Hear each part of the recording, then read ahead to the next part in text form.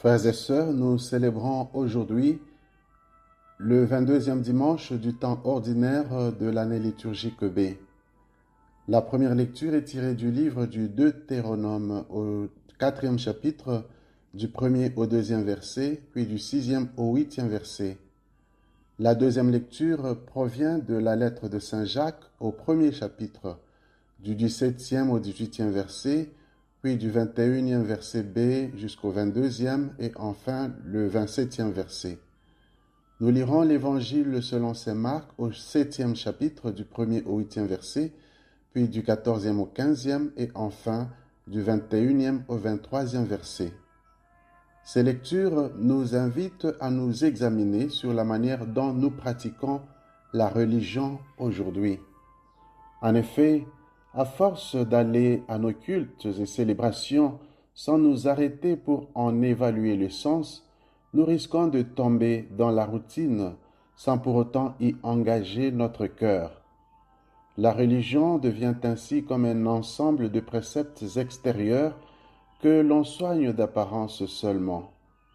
Jésus, dans l'Évangile, reproche aux pharisiens de laisser de côté le commandement de Dieu pour s'attacher à la tradition des hommes. Dans la première lecture, c'est Moïse qui demande aux Israélites de ne rien ajouter ni retrancher au commandement du Seigneur. Les pratiques religieuses de nos églises aujourd'hui nous aident-elles à rencontrer le Seigneur et à changer nos cœurs?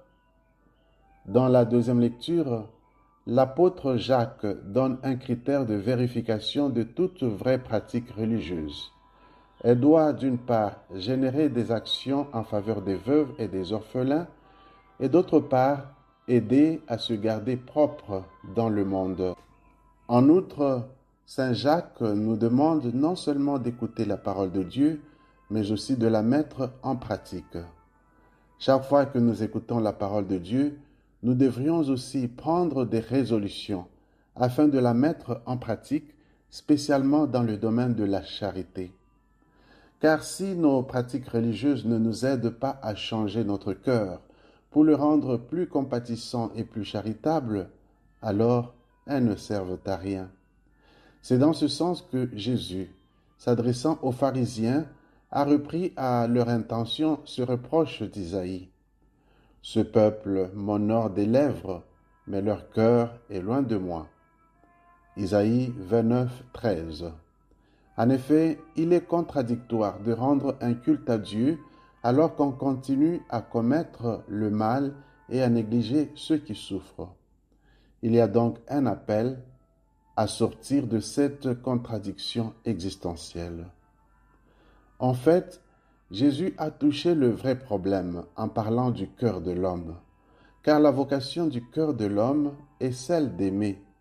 Malheureusement, le cœur de l'homme est aussi capable des plus grandes méchancetés, au point de nuire sérieusement à d'autres, comme nous pouvons l'observer dans nos sociétés aujourd'hui. Le mal, dit Jésus, ne provient pas de l'extérieur de l'homme, mais plutôt du fond de son cœur. Le défi pour les croyants est celui de s'efforcer à transformer le cœur afin qu'il réponde à sa vocation d'aimer Dieu et le prochain. Le cœur de l'homme a besoin d'être purifié des souillures du monde pour qu'à l'instar de la Vierge Marie, l'homme accueille la parole, la garde, la médite dans son cœur et la mette en pratique. Car la vocation du cœur de l'homme est celle d'être comme la bonne terre qui accueille la semence et lui fait porter du fruit. À la lumière de ces lectures, demandons à l'Esprit de nous remplir de l'amour de Dieu, afin que nos cœurs de pierre se transforment en cœurs de chair, capables de compassion et de charité, car c'est seulement ainsi que nous pourrons rendre à Dieu un culte digne de ce nom. Amen.